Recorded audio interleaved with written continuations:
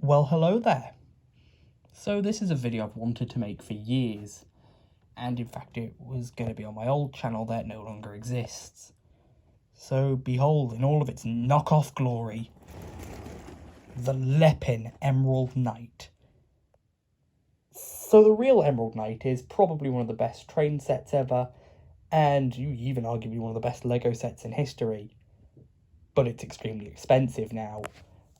Rightly so, because it's a really cool set. But I ended up getting this knockoff version years ago. It's Lepin, and ended up getting sued by Lego and stuff. But, we're going to have a quick look through it and see what the Emerald Knight's all about. The Loco is quite broad as far as Lego trains go. I believe at its widest point, it's about 9 studs wide. As you can see at the front, the buffers and coupling are just the standard Lego sort of one-piece assembly. What I imagine is a major difference between the real and the fake is on my fake version, the magnets are extremely weak.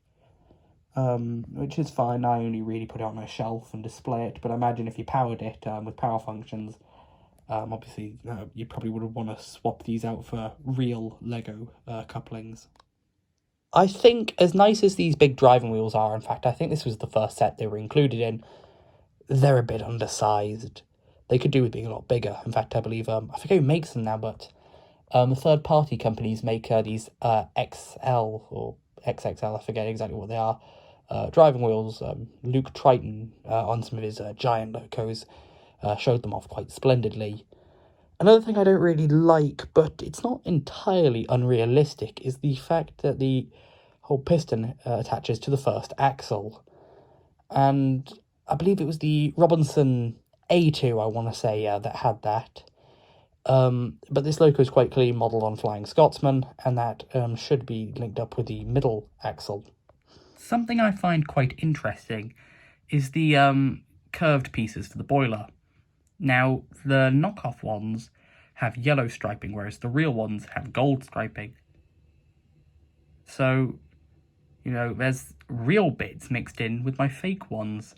I'm unsure why they did this. It was like that when I bought it. I bought it new. So I'm unsure where these real pieces came from, as they are actually stamped Lego. What I imagine is another major difference between the real and fake is the poor quality of the stickers. These were really bad on the knockoff, and halfway through you'll see when I get to the tender that I just stopped trying and didn't bother applying them.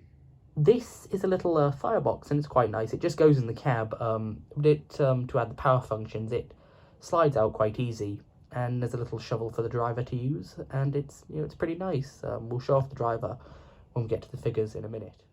Here's the tender, and it's fairly American looking for what is obviously a British-styled Loco. Now, if you choose to power the Loco, then the battery box should go in the tender. And you can see it's pretty easy to fit in there, but they don't even give you coal, sort of Lego coal, to at least fill the gap, which is a shame.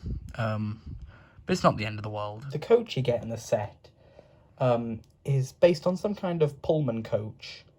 It's pretty cool, and it's probably one of the better coaches Lego has done. Certainly better than the what is vaguely supposed to be a Mark 1 that came in the 2018 Lego Hogwarts Express. It's much better than that. The coach is equipped with corridor connections that are slightly too narrow for a minifigure to fit through. But it does have opening doors, you can see here. That's pretty nice. The interior of the coach is pretty basic. There are 2 tables, 4 chairs, and a little cabinet thing. Now, in between the chairs, there are these luggage racks, which is quite cool. In fact, the set did come with a suitcase, but I don't remember where it is. It's long lost. Most importantly, however, there are the obligatory Lego coffee mugs on the tables. You get 3 minifigures. From left to right, they are the passenger, this woman, the driver, or he looks quite American actually, with his uniform, so I guess he'd be the engineer, and the guard, who again, I imagine, because this is vaguely American, despite being based on a British train, So I guess he'd be the conductor. Now, the real version of this, the official Lego one, sells for these days nearly 400, in fact over 400 quid on the internet, which it's a rare set, and I kind of get that, you know, it's fine. These knockoffs, if you can still find them, they're like 30 to 50 pounds depending on where you look, so it's all right. Obviously the quality's not as good as the real set, but I didn't expect it to be. This is basically just a model version of the Emerald Knight, essentially. It's Flying Scotsman and a Pullman coach. I'm more into trains than Lego, but I don't mind Lego. I think it's quite cool. Yeah, I just wanted to show off basically the real-life version of the Emerald Knight. Thank you for watching. Goodbye for now. Ta-ta!